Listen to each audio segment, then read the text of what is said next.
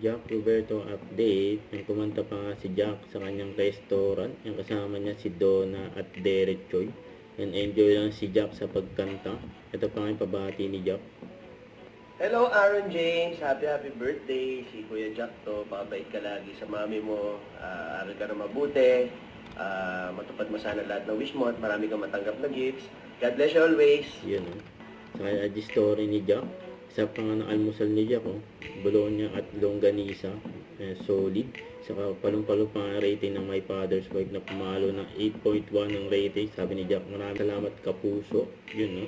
Ayun, kumain pa nga si Jack sa Stone Steaks. Yan, kasama niya ang kanyang handler na si Miss Nanette at si Miss Tracy. Ano kaya meron? Meron kayang bagong project si Jack. Abangan na lang. Saka sa post ng SM Cinema, simula bukas makapanood na yung movie ni Jack Roberto, kasama rin sila Rita Daniela at Albi Casino. Ang title ay Magdawag ang Landas Patungo sa Pag-asa, The Teacher. Nakasali yan sa Sinag Manila 2025.